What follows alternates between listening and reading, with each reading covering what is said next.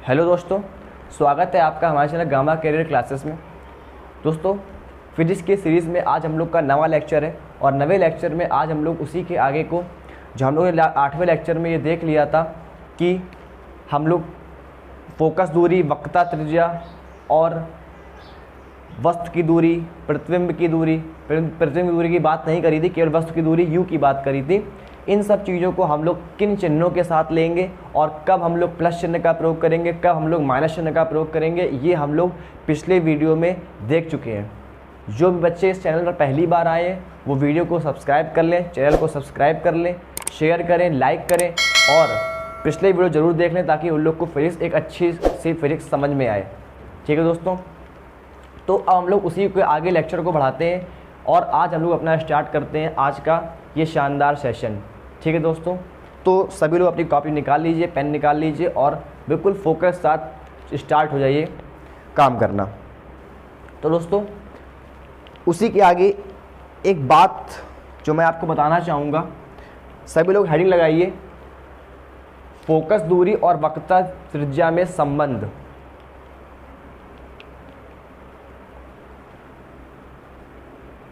Focus दूरी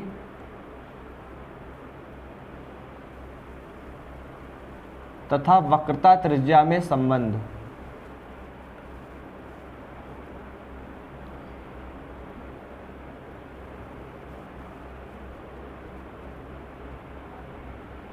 बहुत छोटा सा फॉर्मूला होता है इसका और हम लोग उस फॉर्मूले को बस समझ लेंगे कि फॉर्मूला वो क्या होता है।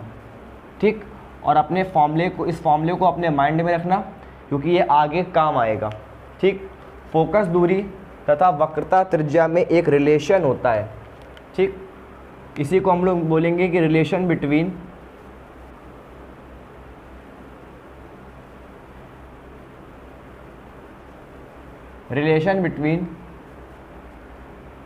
रेडियस ऑफ कर्वेचर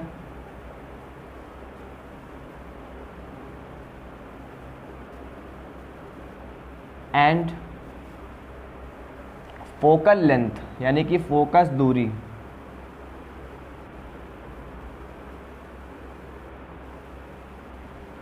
ठीक दोस्तों, तो हम लोग वक्रता त्रिज्या और फोकस दूरी के बीच संबंध देखेंगे कि फोकस दूरी और वक्रता त्रिज्या के बीच में क्या रिलेशन होता है। ठीक है दोस्तों, relation between focal length and radius of curvature बहुत ही छोटा सा फॉर्मूला है। हम लोग जानते हैं कि जैसे मान लीजिए कि अगर ये कोई अवतल दर्पण है, अगर हम लोग इसके बाहरी भाग में पॉलिश कर दें, ये क्या होता है, दर्पण का ध्रुव। यहाँ कहीं पर हमको क्या मिलता है, वक्रता केंद्र, और ये हमको क्या मिलता है, फोकस। ठीक दोस्तों, तो अगर मान लीजिए ये हमारा कोई अवतल दर्पण है तो अवतल दर्पण में ध्रुव से वक्रता केंद्र के बीच की जो दूरी होती है, ध्रुव से वक्रता केंद्र के बीच की जो दूरी होती है, इसी को हम लोग बोलते हैं वक्रता त्रिज्या, यानी कि कैपिटल आर। और ध्रुव से जो फोकस के बीच की दूरी होती है वो होती है क्या, स्मॉल एफ, यानी कि फोकस दूरी। और जो फोकस होता है उसको लिखते हैं कैपिटल एफ से। ठीक, तो फोकस को लिखते हैं कैपिटल एफ से और ध्रुव से फोकस के जो बीच की दूरी होती है यानी फोकस दूरी वो होती है स्मॉल एफ। ठीक है, तो अगर ये वक्रता त्रिज्या कैपिटल आर है और फोकस दूरी स्मॉल एफ है तो इन दोनों में एक रिलेशन होता है कि जो हमारी वक्रता त्रिज्या होती है, जो दर्पण की वक्रता त्रिज्या होती है वो बराबर होती है 2 इंटू फोकस दूरी की। वो बराबर होती है 2 इंटू फोकस दूरी की। सभी लोग इस फॉर्मूले को माइंड में रखेंगे कि दर्पण की जो वक्रता त्रिज्या होती है वो उस दर्पण की फोकस दूरी के 2 गुने के, यानी कि 2 टाइम्स के क्या होती है, इक्वल होती है। ठीक, तो किसी दर्पण की जो वक्रता त्रिज्या होगी वो उसकी फोकस दूरी के 2 गुने के बराबर होती है। वक्रता त्रिज्या क्या है इसकी, कैपिटल आर इंटू बराबर 2 इंटू फोकस दूरी क्या है, स्मॉल एफ, यानी कैपिटल आर बराबर आता है 2 इंटू एफ, यानी f बराबर आ जाएगा r/2। तो r बराबर 2f लिखिए, चाहे f बराबर r/2 लिखिए, बात एक ही है। सभी लोग नीचे इसके क्या लिख लेंगे कि किसी दर्पण की जो फोकस दूरी होती है, दर्पण की जो फोकस दूरी होती है वो वक्रता त्रिज्या की आधी होती है। यानी कि ये जो फोकस दूरी होगी ये इस वक्रता त्रिज्या की क्या होगी, आधी होगी। और यही कारण है कि हम लोग बोलते थे कि जो फोकस होता है वो वक्रता केंद्र और ध्रुव के बीच में होता है, मध्य बिंदु में होता है। मध्य बिंदु में क्यों होता है, क्योंकि ये दूरी इस दूरी की क्या होती है, आधी होती है। ठीक, तो सभी लोग को बात समझ में आ गई कि फोकस दूरी जो होती है वक्रता त्रिज्या की क्या होती है, आधी होती है। यानी कि फोकस जो होता है वो वक्रता केंद्र और ध्रुव के मध्य में होता है। ठीक, तो आप लोग यहाँ पर इस चीज़ नोट कर लेंगे और यहाँ पर एक परिभाषा लिख लेंगे इसके नीचे कि जो दर्पण की जो फोकस दूरी होती है वो वक्रता त्रिज्या की आधी होती है। दर्पण की फोकस दूरी वक्रता त्रिज्या की क्या होती है, आधी होती है। ठीक, तो सभी लोग इसको नोट कर लें, स्क्रीनशॉट ले लें या फिर इसको जल्दी से पॉज करके नोट कर लेंगे। ठीक, ये छोटा सा संबंध था जिसको हम लोग ने पढ़ा। अब इसमें एक बात और है, क्या, जिसको आप लोग नोट में लिख लेंगे। समतल दर्पण की जो वक्रता त्रिज्या होती है वो अनंत होती है। ठीक है, सभी लोग क्या लिखेंगे कि समतल दर्पण की वक्रता त्रिज्या क्या होती है, अनंत। तो समतल दर्पण के लिए अगर हम लोग समतल दर्पण की बात करें तो समतल दर्पण के लिए जो वक्रता त्रिज्या होती है वो अनंत होती है। क्यों, क्योंकि समतल दर्पण एक प्लेन होता है और जब प्लेन होती है उसकी त्रिज्या नहीं होती, उसकी त्रिज्या क्या होती है, अनंत होती है। तो समतल दर्पण की जो वक्रता त्रिज्या होती है यानी कि कैपिटल आर होता है वो क्या होता है, इन्फिनाइट, यानी वक्रता त्रिज्या का मान अनंत होता है। और वक्रता त्रिज्या का मान अनंत होने के कारण जो दर्पण की फोकस दूरी है वो भी क्या हो जाती है, अनंत हो जाती है। ठीक, इसलिए सभी लोग माइंड में रखेंगे कि समतल दर्पण की फोकस दूरी कितनी होती है, अनंत होती है। ठीक, तो समतल दर्पण की वक्रता त्रिज्या और समतल दर्पण की फोकस दूरी ये दोनों दूरियां क्या होती हैं, अनंत होती हैं। किसके लिए, समतल दर्पण के लिए। ठीक, तो समतल दर्पण की फोकस दूरी क्या हो जाएगी, अनंत हो जाएगी।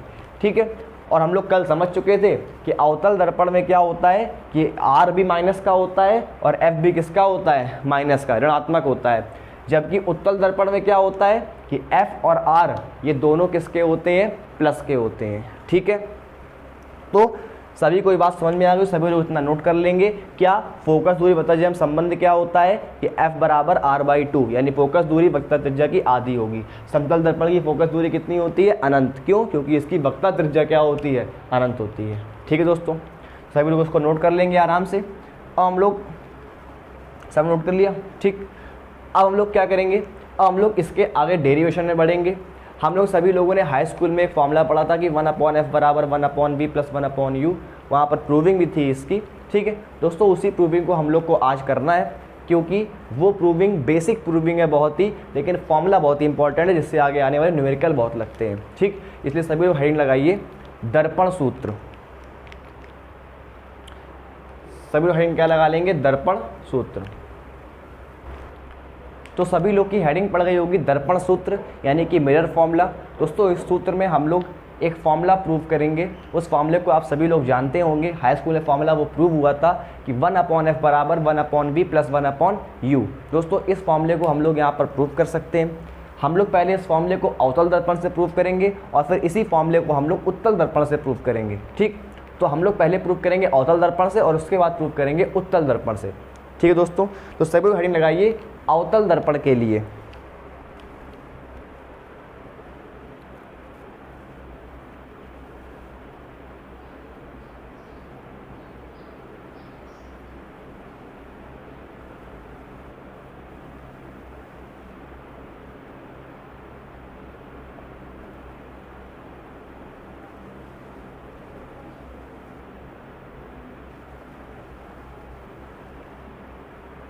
ठीक, तो हम लोग अवतल दर्पण के लिए फॉर्मूले को समझेंगे, यानी कि ये किसके लिए होगा, फॉर कॉनकेव मिरर।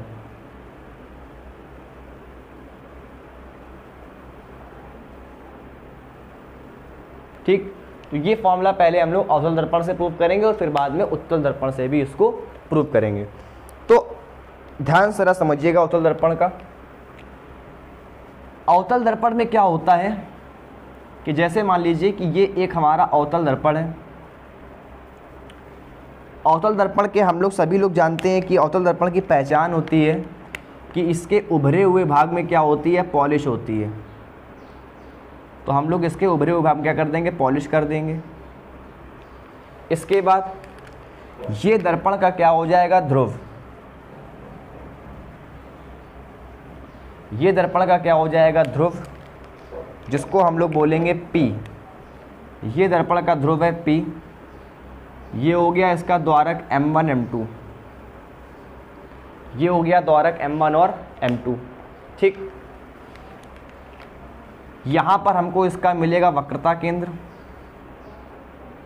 और यहाँ कहीं पर हमको मिलेगा इसका फोकस। तो ये हमको मिल जाएगा इसका वक्रता केंद्र, जिसको हम लोग बोलेंगे C, और फोकस को हम लोग क्या बोलेंगे, F। ठीक, तो हम लोग को वक्रता केंद्र और इसके फोकस मिल गए। हम सभी लोग जानते हैं कि अगर मान लीजिए कोई वस्तु अनंत और वक्रता केंद्र के, जो हम लोगों ने अवतल दर्पण से 6 स्थितियां पढ़ी थी, तो वहाँ पर ये वाली स्थिति भी आई थी कि एक वस्तु अनंत और वक्रता केंद्र के बीच में रखी थी। ठीक दोस्तों, तो अगर कोई वस्तु अनंत और वक्रता केंद्र के बीच में रखी होती है इस तरह से, अगर कोई वस्तु मान लीजिए कि अनंत और वक्रता केंद्र के बीच में रखी है, इस वस्तु को हमने क्या नाम दे दिया, ए बी। ये हमारी वस्तु हो गई ए बी।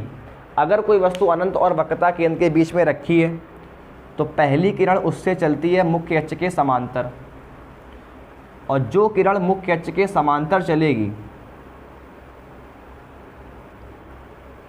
जो किरण मुख्य अक्ष के समांतर चलेगी वो कहाँ से जाती है, हम लोग पढ़ चुके हैं कि जो किरण मुख्य अक्ष के समांतर जाएगी वो दर्पण से, अवतल दर्पण से परावर्तन के पश्चात कहाँ से होकर जाती है, फोकस से होकर जाती है। यानी ये किरण इस प्रकार से फोकस से होकर के चली जाएगी। ठीक, और हम लोगों ने क्या समझा था कि जो प्रकाश की किरण वक्रता केंद्र से होकर जाती है, जो प्रकाश की किरण वक्रता केंद्र से होकर जाती है उसमें क्या होता है, जो प्रकाश किरण वक्रता केंद्र से होकर जाएगी उसमें क्या होगा कि वक्रता केंद्र से जाने पर क्या होता है कि वो दर्पण से परावर्तन के पश्चात जिस मार्ग से आई थी उसी मार्ग पर क्या होती है, वापस लौट जाती है। तो ये किरण इस मार्ग पर आई, उसी मार्ग पर क्या हो जाएगी, वापस लौट जाएगी। दोस्तों ये सब कॉन्सेप्ट हम लोग पढ़ चुके हैं, इसलिए जो बच्चे पहली बार इस वीडियो को देख रहे हैं वो लोग चैनल को सब्सक्राइब जरूर कर लें और पिछले सारे लेक्चर जरूर देख लें। ठीक, तो जो किरण मुख्य अक्ष के समांतर आ रही थी वो फोकस से होकर गई, और जो किरण वक्रता केंद्र से होकर जा रही थी वो अपने उसी पथ पर वापस लौट गई। जहाँ पर इन लोगों ने एक दूसरे को काटा, इन दो किरणों ने, वहीं पर क्या बनेगा, इसका प्रतिबिंब बनेगा। यानी कि ये क्या बनेगा, इसका प्रतिबिंब बनेगा। प्रतिबिंब कैसा बनेगा, वास्तविक और उल्टा। तो उल्टा बनने की कंडीशन में जो ये ए और बी, ये वस्तु क्या थी, ए और बी, जो ये ए बी वस्तु थी ये उल्टी, इसका प्रतिबिंब उल्टा बनेगा। तो ये आ जाएगा ए डैश नीचे और ये आ जाएगा बी डैश ऊपर। ठीक, तो ए डैश आ जाएगा नीचे और बी डैश कहाँ चला जाएगा, ऊपर। ठीक है दोस्तों, ये हमारा क्या बन गया, चित्र बन गया। यहाँ पर हम लोग एक काम और करेंगे कि हमें जो ये वाला पॉइंट मिला है, ये वाला पॉइंट, इससे हम क्या करेंगे, एक लंब डालेंगे। तो अगर मान लीजिए हमने इससे एक लंब डाला इस तरह से, ये एक लंब हमने डाल दिया जो यहाँ कहीं पर काटेगा, और इस पॉइंट को हम मान लेंगे P पॉइंट, सॉरी इसको हम मान लेंगे क्या, Q पॉइंट हमने मान लिया। ठीक, यानी इस पॉइंट को हमने क्या मान लिया, Q पॉइंट मान लिया। और ये किरण जहाँ पर आपतित हो रही थी इसको हमने मान लिया R पॉइंट। ठीक, तो ये वाला पॉइंट हमने मान लिया Q और ऊपर वाला पॉइंट हमने क्या मान लिया, R। तो ये वाला पॉइंट हो गया Q और ये वाला पॉइंट क्या हो गया, R। ठीक दोस्तों, तो हमने इस तरह से अपने कुछ पॉइंट्स मान लिए, पूरे चित्र को हमने एक नाम दे दिया, उसकी नेमिंग कर दी। अब दोस्तों क्या होगा, ज़रा ध्यान से आप लोग समझिएगा यहाँ पर हमको दो ट्रायंगल दिखेंगे। कौन कौन से? हम लोग को यहाँ पर दो ट्रायंगल दिखेंगे। दोस्तों चित्र में पूरा फोकस रखिएगा अपना। पहले ट्रायंगल की अगर हम लोग बात करें तो सभी लोग ध्यान से देखिए, ट्रायंगल ABC, ट्रायंगल आपको दिख गया होगा ABC, ये वाला ट्रायंगल आपको दिख गया। और जस्ट इसके नीचे वाला ट्रायंगल देखिए, ये वाला ट्रायंगल जो उल्टा बन रहा है, ये कैसे बनेगा? ये इसको क्या बोलेंगे? A-B-C, ABC तथा A-B-C में अगर हम लोग इन दो ट्रायंगलों में देखें, मैं फिर से एक बार आपको दिखाता हूं, देखने का प्रयास करिएगा। ABC ये वाला ट्रायंगल और A-B-C ये वाला ट्रायंगल, नीचे वाला A-B-C, इन दोनों ट्रायंगल, ये दोनों ट्रायंगल कैसे हो जाएंगे? समरूप। ये दोनों ट्रायंगल कैसे हो जाएंगे? समरूप है। आप लोग लिख भी देंगे कि ट्रायंगल ABC तथा A-B-C ट्रायंगल कैसे हैं? समरूप है। समरूप ट्रायंगलों की एक खास प्रॉपर्टी होती है कि क्या प्रॉपर्टी होती है, मैं आपको लिख के दिखाता हूं। अगर ये दो ट्रायंगल आपस में समरूप है तो इसका मतलब क्या हुआ? अच्छा, समरूप क्यों है? क्योंकि ये वाला एंगल इस वाले एंगल के बराबर होगा और ये वाला एंगल 90 और ये वाला एंगल 90, तो दो एंगल दोनों में कॉमन मिल रहे हैं, इसलिए दोनों क्या होंगे? ये समरूप होंगे। ठीक, फिर से मैं बताता हूं, ये वाला ट्रायंगल के बराबर होगा और ये वाला 90 और ये वाला 90, दो एंगल बराबर मिल गए, इसलिए दोनों ट्रायंगल क्या होंगे? समरूप होंगे। और जब दोनों ट्रायंगल समरूप होंगे तो इनकी खास बात होती है कि हम इसकी हाइट, यानी इस वाले ट्रायंगल की हाइट, इसकी हाइट कितनी है? AB, तो हम लोग इसकी हाइट लेंगे। इसकी हाइट क्या है? AB, और अपॉन, मतलब इनका रेशियो निकालेंगे, इसकी हाइट बटे इसकी हाइट, इसकी हाइट अपॉन इसकी हाइट का रेशियो। इसकी हाइट AB और इसकी हाइट कितनी है? A-B-C, यानी इसकी हाइट हो गई A-B-C बराबर इसका बेस अपॉन इस वाले ट्रायंगल का बेस। इसका बेस कितना है? BC, और इसका बेस कितना है? B-C, इसका बेस कितना है? B-C। ठीक, तो दोनों की हाइट का रेशियो इक्वल कर दिया दोनों के बेस का रेशियो। फिर सुनिएगा, AB अपॉन A-B, A-B यहाँ पर आएगा, AB अपॉन A-B और BC अपॉन B-C। ये दोस्तों हम लोग ने लिख लिया, इनका रेशियो लिख लिया। ठीक है दोस्तों, अब हम लोग क्या करेंगे? ट्रायंगल, दूसरा ट्रायंगल देखिए। दूसरा ट्रायंगल क्या होगा? आप जरा चित्र में ध्यान से देखिए, ट्रायंगल RQF, ट्रायंगल RQF, ये वाला ट्रायंगल आपको दिख गया होगा, ट्रायंगल RQF, ये वाला ट्रायंगल। तो ट्रायंगल RQ और F में ध्यान से देखिए, तथा ट्रायंगल कौन सा देखेंगे? ये वाला हो गया। अब इसके नीचे वाला ट्रायंगल देखिए, A-B-F, ये छोटा ट्रायंगल नीचे वाला A-B-F, तथा कौन से ट्रायंगल में? A-B-F। ये भी कैसे होंगे? आपस में समरूप होंगे, समरूप होंगे। और अगर दो ट्रायंगल समरूप होंगे तो हम लोग क्या लिख सकते हैं? RQ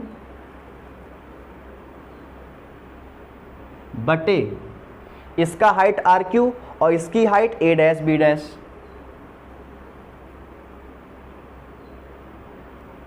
बराबर इसका बेस FQ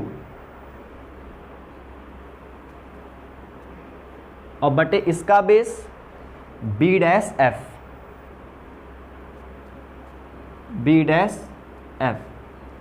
ठीक, तो दोस्तों हम लोग ने क्या किया कि इन दो ट्रायंगलों को समरूप करके इसकी हाइट अपॉन इसका हाइट, इसकी हाइट और इसका बेस अपॉन इसका बेस रेशियो निकाला, और फिर इन दो ट्रायंगलों को समरूप करके हाइट अपॉन हाइट और बेस अपॉन बेस का रेशियो निकाल लिया।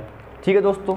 अच्छा, अब आप छोटी सी बात अगर ध्यान दें तो ये जो हमने RQ लंब खींचा है, हमने ये RQ लंब क्यों खींचा था? ये हमारे बहुत काम आएगा। इसके दो हमारे दो जगह काम आएगा। कैसे? जैसे अगर मान लीजिए हमने ये वाला ट्रायंगल लिया, अगर हम ये आर क्यू लंब ना खींचते तो फिर हमारा ट्रायंगल यहाँ से वक्राकार बन जाता। समझ रहे हैं, ये दर्पण कैसा हो जाता है, ये दर्पण गोली दर्पण है, इसलिए ये वाला भुजा कैसी गोली थी, इसलिए इस भुजा को सीधा करने के लिए हमने यहाँ से क्या कर दिया, लंब डाला था, जिससे कि हमारा ये क्या बन जाए, ट्रायंगल बन जाए। ठीक है दोस्तों, तो हमने इसको क्या कर दिया, लंब डाल दिया। अभी ये हमारे आगे भी बहुत काम आएगा। ठीक, कैसे आएगा, जहाँ पर काम है मैं आपको वहाँ बताऊँगा। अब सुनिए, ये जो आर क्यू की वैल्यू है ये इस ए बी की क्या होगी, बराबर, क्योंकि ये किरण कैसी जा रही है, समांतर, ये किरण कहीं जा रही है, समांतर, ये किरण मुख्य अक्ष के कैसी है, समांतर। अगर ये दोनों किरणें समांतर हैं उसका मतलब ये डिस्टेंस और ये डिस्टेंस क्या होगी, बराबर, इसलिए आर क्यू किसके बराबर होगा, ए बी के। आर क्यू किसके बराबर होगा, ए बी के। ध्यान से भी लोग सुनिएगा, हम लोग क्या कह रहे हैं कि ये जो आर क्यू है वो किसके बराबर है, ए बी के। ठीक, और अगर आर क्यू ए बी के बराबर है तो हम लोग क्या कर सकते हैं, हम लोग आर क्यू की जगह ए बी रख सकते हैं, तो हम लोग ए बी रख देंगे। तो यहां पर हो जाएगा ए बी। देखिए आर क्यू की वैल्यू, इसको आप इक्वेशन फर्स्ट मान लीजिए। ऐसा एक काम करिए, इसको आप इक्वेशन फर्स्ट मान लीजिए और इसको आप इक्वेशन सेकंड मान लीजिए। ठीक, तो हमने क्या किया कि इक्वेशन सेकंड में आर क्यू की जगह क्या रख दिया, ए बी रख दिया। क्यों, क्योंकि आर क्यू और ए बी बराबर थे, तो आर क्यू की जगह ए बी हो गया। ए बी अपॉन कितना हो गया, A B upon A dash B dash बराबर एफ क्यू, बाकी सेम वैसा ही लिखा रहेगा, F Q upon B dash F.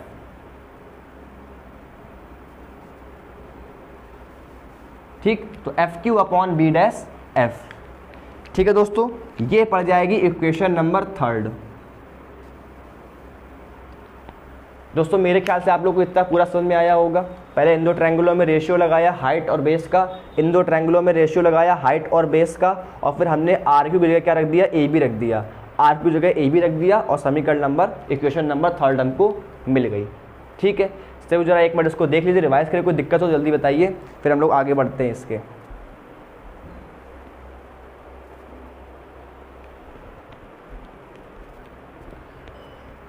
ठीक दोस्तों, तो हम लोग इसके आगे बढ़ रहे हैं। A B upon A dash B dash F Q upon B dash F आ गया। ठीक, अब देखिए अगर हम इक्वेशन फर्स्ट और इक्वेशन थर्ड को कंपेयर करें, इक्वेशन नंबर फर्स्ट और इक्वेशन नंबर थर्ड को कंपेयर करोगे तो इन दोनों के जो लेफ्ट हैंड साइड है यानी कि जो एलएचएस पार्ट है वो क्या है, बराबर है। यहाँ पर भी A B upon A dash B dash लिखा है और यहाँ पर भी A B upon A dash B dash लिखा है, इसलिए हम दोनों को कंपेयर करके इनके आर्चेस पार्ट क्या कर सकते हैं, बराबर कर सकते हैं। हम क्या करेंगे, इनके आर्चेस पार्ट बराबर कर देंगे। तो हम लोग यहाँ पर क्या लिखेंगे कि from equation first and third. तो इक्वेशन फर्स्ट और थर्ड से हम लोग क्या समझ रहे हैं ये आप समझिए। इक्वेशन नंबर फर्स्ट और थर्ड में क्या है, इन दोनों के एलएचएस पार्ट बराबर है, इसलिए हम इन दोनों के आर्चेस पार्ट को क्या कर रहे हैं, तुलना इनकी कर रहे हैं। ठीक, आर्चेस पार्ट में क्या होगा जरा ध्यान से समझिए। आर्चेस पार्ट में इनके इसमें आर्चेस पार्ट क्या लिखा हुआ है, B C upon B dash C. RHS part लिखा हुआ है B C upon B dash C बराबर, इसका आर्चेस पार्ट क्या लिखा हुआ है, F Q upon B dash F. तो इसका आर्चेस पार्ट क्या हो जाएगा, F Q upon B dash F. हमने क्या किया, इसका आर्चेस और इसका आर्चेस बराबर कर दिया। क्यों, क्योंकि दोनों के एलएचएस बराबर थे। ठीक है, अब हमने इतना काम कर लिया। अब हम लोग क्या देखेंगे, अब जरा थोड़ा ध्यान से देखिए, B C upon B dash C, B C दूरी कौन सी है, ये वाली, और बी डैश सी कौन सी है, ये वाली। F Q upon B dash F, F Q क्या है, एफ क्यू है हमारा ये वाला रेशियो, ये एफ क्यू है, और बी डैश एफ क्या है हमारा ये वाला, यानी कि बी डैश एफ ये पार्ट है। ठीक, हम लोग इसको कुछ चेंज करेंगे। क्या चेंज करेंगे आप ध्यान समझिए।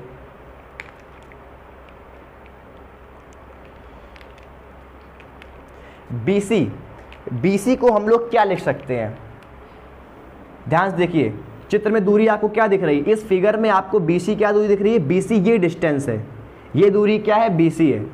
क्या हम BC को लिख नहीं सकते हैं? देखिए मैं लिख के दिखाता हूँ। हम लोग BC को लिख सकते हैं BP minus CP, BP minus CP, यानी कि अगर हम इस पूरी BP डिस्टेंस में ये CP डिस्टेंस माइनस कर दें तो हमें कितनी डिस्टेंस मिल जाएगी, BC डिस्टेंस हमको मिल जाएगी। इसलिए हमने BC को क्या लिख दिया, BP माइनस CP। ठीक है, आगे देखिए ये लिखा हुआ है B'(C). B'(C) को हम लोग क्या लिखेंगे, देखिए चित्र में देखिए, फिगर में B'(C) दूरी कौन सी है, B'(C) दूरी ये वाली है, B'(C), ये दूरी B'(C) है। अगर हम इस पूरे CP में क्या माइनस कर दें, B'(P) माइनस कर दें। अगर हम इस पूरे CP में B'(P) हटा दें तो केवल ये B'(C) बचेगा। तो हम लोग क्या लिखेंगे, B'(C) को CP माइनस B'(P). ठीक, तो B'(C) को हम लोग क्या लिखेंगे, CP minus B'(P), CP minus B'(P) बराबर। अब देखिए दोस्तों यहां पर क्या होगा, BC हो गया, B'(C) हो गया। यहां पर देखिए FQ क्या है, FQ आपकी ये वाली डिस्टेंस है। देखिए ध्यान से, FQ कौन सी वाली डिस्टेंस है, इसको ऐसे ही छोड़ दीजिए। एक बात जरा दोस्तों यहां पर समझिएगा, जब हमने ये Q पॉइंट यहां पर लंब डाला, जब हमने इस पॉइंट से यहां पर परपेंडिकुलर एक लाइन खींची यानी कि एक लंब डाला, तो हमको यहां पर एक Q पॉइंट मिला। ये Q पॉइंट हमको, ये लंब हमने क्यों डाला था, ताकि हमको यहां पर एक क्या मिल जाए, ट्रायंगल मिल जाए।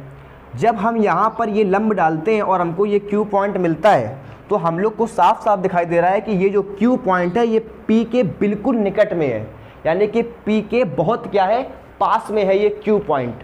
ठीक है, अब दोस्तों देखिए हमने इस Q पॉइंट को ट्रायंगल से खींचा है, मतलब ट्रायंगल बनाने के लिए इसको खींचा था। अगर हम फोकस दूरी की बात करें तो दर्पण के ध्रुव से जो फोकस तक की दूरी होती है वही होती है फोकस दूरी, यानी कि ये वाली दूरी क्या हो जाएगी, फोकस दूरी F। यानी कि यहां से यहां तक की दूरी कितनी हो जाएगी, फोकस दूरी F हो जाएगी। ठीक, अब देखिए ये हमारी वस्तु रखी है और दर्पण से वस्तु की दूरी क्या होती है, U। तो ये हमारा क्या हो जाएगा, U। तो दर्पण से वस्तु की दूरी कितनी हो जाएगी, U। इसके बाद ये देखिए ये हमारा क्या बनना था, प्रतिबिंब।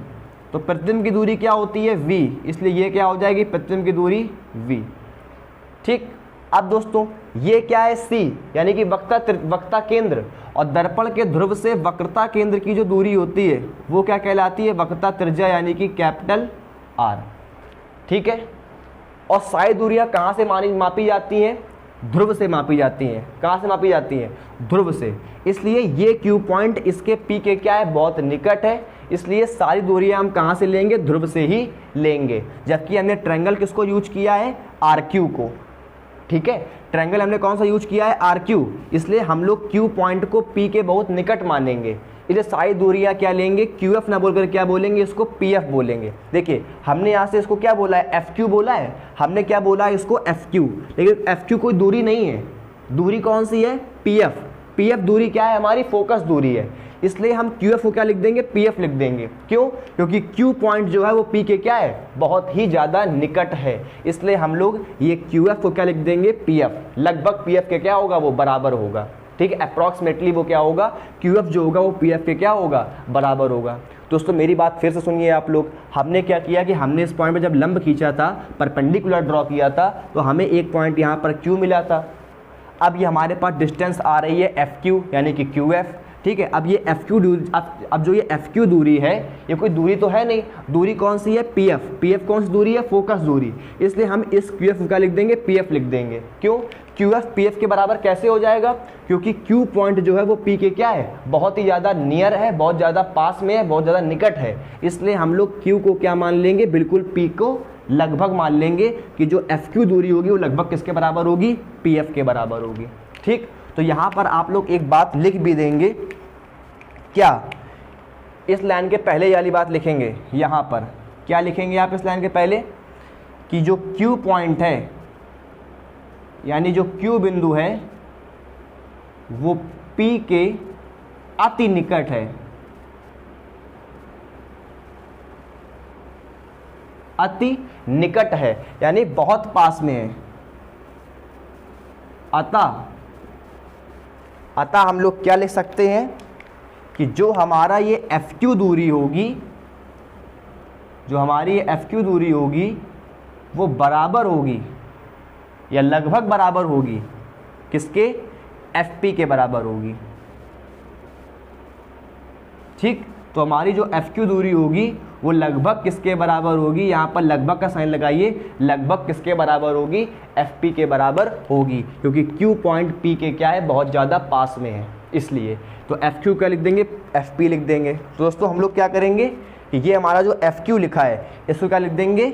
FP, यानी ये क्या हो जाएगा? FP बटे, अब देखिए B डैश F आपको कहाँ दिख रहा है?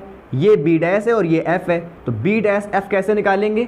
अगर हम इस पूरे B डैश P में FP हटा दें, पूरे B डैश P में FP हटा दें, ध्यान से देखिए, B डैश P में FP हटा दो तो केवल B डैश F बचेगा, और हमको यहाँ पर B डैश F लिखना है, इसलिए हम लोग क्या लिखेंगे? हम लोग B डैश F को लिख सकते हैं B dash P minus FP। तो B डैश F को लिखेंगे B dash P minus FP। ठीक दोस्तों, तो हमने सभी को अपने अकॉर्डिंग क्या कर लिया? चेंज कर लिया। अब देखिए, अब बहुत ही आसान काम बचा है, बस आप लोग को थोड़ा फोकस के साथ देखना पड़ेगा। देखिए, अब सारी दूरियां रखिए। BP दूरी कौन सी है? BP किसकी दूरी है? वस्तु की दूरी। BP कौन सी दूरी है? वस्तु की दूरी। कितनी होती है? U, तो ये आ जाएगा U। लेकिन एक सावधानी आपको यहाँ पर रखनी है, दर्पण कौन सा है? अवतल। ठीक, बस अब आपको एक बात क्या ध्यान रखनी है कि मैंने आपको कल की क्लास में बताया था कि अवतल दर्पण में क्या क्या माइनस है? सब कुछ माइनस है। फोकस भी माइनस में होता है। क्यों माइनस में है? क्योंकि प्रकाश किरण जा रही है इस तरफ, और फोकस को नापने के लिए तुम कहाँ से कहाँ आओगे? P से F आओगे। क्यों? क्योंकि सारी दूरियां दर्पण के ध्रुव से नापी जाती हैं, ये भी हमने कल आपको बताया था कि जब तुम P से F आओगे तो तुम उल्टा आ रहे हो, किरण के विपरीत आ रहे हो, और जब तुम किरण के विपरीत आओगे तो वो किस में होगा? माइनस में। R को नापने के लिए P से C आओगे तब भी उल्टा आओगे, इसलिए माइनस में। U को नापने के लिए तुम P से B आओगे तब भी उल्टा आओगे, इसलिए ये भी माइनस में। प्रतिबिंब को नापने के लिए तो भी तुम उल्टा आ रहे हो, इसलिए ये भी किस में होगा? माइनस में होगा। ठीक है, इसलिए अवतल दर्पण में हर चीज़ किसकी होगी? माइनस की होगी। ठीक है दोस्तों, तो अब आप लोग ध्यान दीजिए, ये BP यानी कि U किसका होगा? माइनस का, इसलिए ये हो जाएगा माइनस का U। फिर माइनस CP क्या है? CP है वक्रता त्रिज्या, यानी कि कैपिटल R, ये किस में होगा? माइनस में। तो देखिए, ये वाला माइनस लगा दिया और CP क्या होगा? Minus R। ठीक, बटे CP क्या है? वही वाली कैपिटल R, तो ये हो जाएगा माइनस का R minus B dash P कितना है? B डैश P क्या है? प्रतिबिंब की दूरी, और प्रतिबिंब दूरी कितनी होती है? V किसका होगा? माइनस का, इसलिए ये हो जाएगा माइनस का V बराबर FP क्या है? FP ध्यान से देखिए, FP क्या है? फोकस दूरी किस? F, यानी कि माइनस का F बटे B डैश P क्या है? प्रतिबिंब की दूरी, यानी कि V, तो किसका आ जाएगा? माइनस का V माइनस FP क्या है? फोकस दूरी, यानी कि माइनस का F, तो माइनस तो ये लगा ही था और साथ में एक और माइनस का F। ठीक है दोस्तों, तो सभी लोग को यहाँ तक बात क्लियर हो रही है। अब हम लोग आगे बढ़ते हैं। देखिए, ये हो जाएगा, हम लोग क्या जानते हैं दोस्तों कि अभी हम लोग ने एक फॉर्मूला इसके पहले निकाला कि फोकस दूरी और वक्रता त्रिज्या में संबंध क्या होता है कि फोकस दूरी जो होती है वक्रता त्रिज्या की आधी होती है, यानी या उल्टा बोलो कि जो वक्रता त्रिज्या होती है वो फोकस दूरी की दुगनी होती है। यानी कि अभी हम लोग ने पढ़ा कि जो R होता है वक्रता त्रिज्या वो बराबर होती है 2f के, यानी वक्रता त्रिज्या फोकस दूरी के दोगुने के बराबर होती है। इसलिए हम लोग यहाँ पर r की जगह क्या लिख सकते हैं? 2f लिख सकते हैं। तो हम लोग r की जगह क्या कर देंगे? r को रिप्लेस कर देंगे और क्या लिख देंगे? 2f लिख देंगे। ध्यान से सब लोग इस स्टेप वाले स्टेप को देखिएगा, माइनस का u माइनस माइनस प्लस और r की जगह 2f बटे माइनस का r r जगह क्या लिखना है? 2f, इसलिए माइनस का 2f माइनस माइनस प्लस का v बराबर माइनस का f बटे माइनस का v और माइनस माइनस प्लस तो प्लस का f। ठीक है दोस्तों, हमने इसका कर लिया, इसको सॉल्व कर लिया। अब दोस्तों हम लोग इसका क्रॉस मल्टीप्लाई कराते हैं। क्या कराते हैं? क्रॉस मल्टीप्लाई कराइए। क्या होगा? ये हो जाएगा प्लस का uv, ठीक, और फिर इसके साथ कराइए तो प्लस माइनस का 2fv, फिर इसका कराइए अब तो माइनस का fu, और इसके साथ कराइए तो प्लस का 2f स्क्वायर इक्वल के उस तरफ क्या आएगा? इक्वल के उस तरफ अब इधर गुणा कराइए तो माइनस माइनस प्लस, प्लस का 2f स्क्वायर और प्लस माइनस माइनस माइनस का fv। ठीक दोस्तों, इतना तेरह गुणा कराने पर या क्रॉस मल्टीप्लाई कराने पर इतना आ गया। अब देखिए ये 2f स्क्वायर से 2f स्क्वायर क्या हो जाएगा? कैंसिल। ठीक, अब देखिए क्या बचा? अब बचा क्या? uv माइनस का 2fv माइनस का fu, और ये वाला fv इधर आके किसका हो जाएगा? प्लस का हो जाएगा, तो प्लस का fv बराबर क्या हो जाएगा? 0। ठीक है, अब देखिए uv, ये देखिए ये लिखा है माइनस का 2fv और ये लिखा है प्लस का fv, कितना हो जाएगा? माइनस का fv, तो माइनस का fv माइनस का uf, ये fu लिखा है, इसको मैं uf लिख देता हूँ, तो माइनस का uf और बराबर क्या हो जाएगा? 0। ठीक है, अब आप लोग क्या करेंगे कि ये दोनों माइनस के हैं, fv और uf, इनको उस तरफ भेज दीजिए, तो ये क्या आ जाएगा? uv बराबर fv और प्लस का क्या हो जाएगा? uf। तो हमने क्या किया कि uv प्लस का था, इसको इस तरफ रखा, इन दोनों को मास वाले को हमने उस तरफ क्या कर दिया? भेज दिया। अब दोस्तों सबसे लास्ट में एक स्टेप बचता है कि जब ये समीकरण आ जाता है तो पूरे समीकरण में हम लोग को uvf से भाग देना पड़ता है। तो हम लोग यहाँ पर क्या लिखेंगे कि uvf से भाग देने पर, यानी uvf से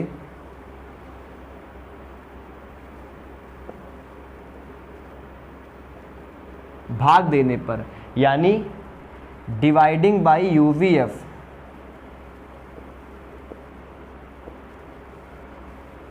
डिवाइडिंग बाय uvf बोथ साइड्स।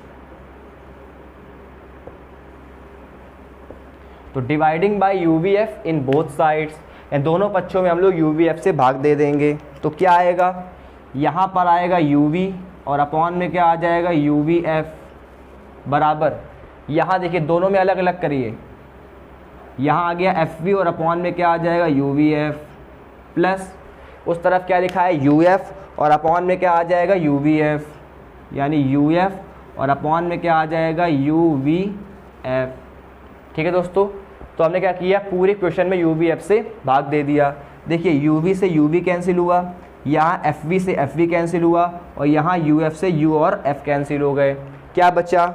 जो हमारा रिमेनिंग है वो क्या है? 1/f बराबर 1/u प्लस 1/v।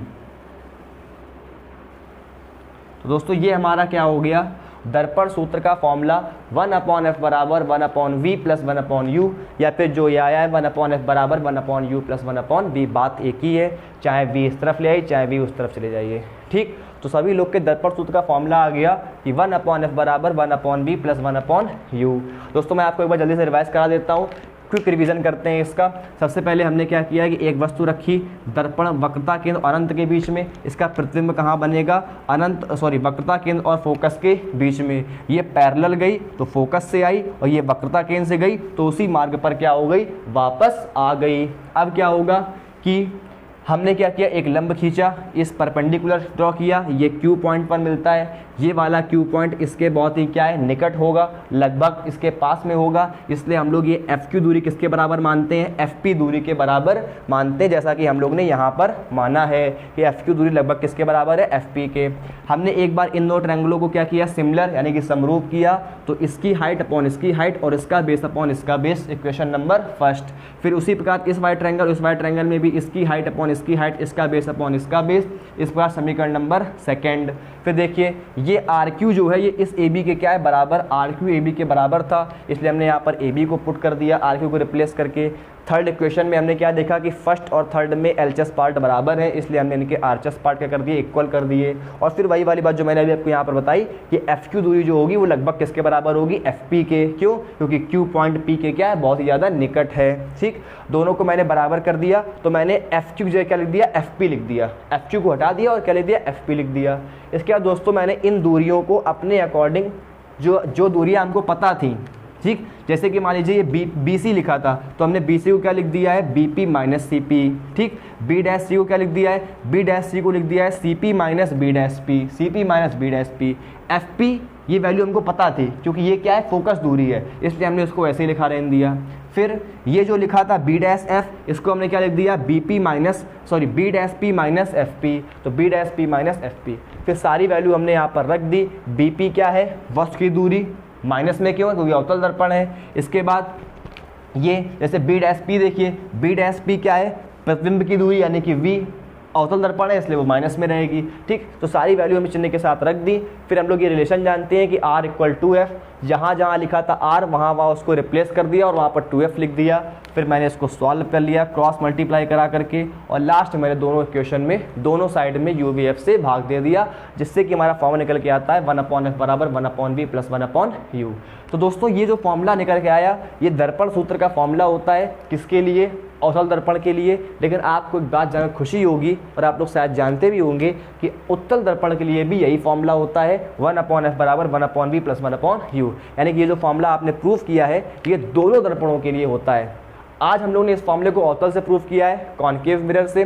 कल हम लोग इसी फॉर्मूले को कॉन्वेक्स यानी कि उत्तल दर्पण के द्वारा प्रूफ करेंगे, और उसके बाद हम लोग अपनी आगे फिजिक्स को आगे बढ़ाएंगे। तो सभी लोग एक बार अच्छे से इसको नोट कर लेंगे, सभी लोग स्क्रीनशॉट ले लेंगे या फिर इसको वीडियो को पॉज करके आराम से नोट करें, तो नोट कर लेंगे। किसी बच्चों को अगर कभी कोई समस्या हो इस बातों में कि कैसे क्या हुआ, और अगर कोई मन में क्वेश्चन आता है तो मुझे कमेंट बॉक्स पर ज़रूर कमेंट करें, मैं रिप्लाई ज़रूर करूँगा। ठीक है दोस्तों, तो सभी लोग अपना ख्याल रखिए, खुश रहिए और अच्छे से पढ़ाई करते रहिए।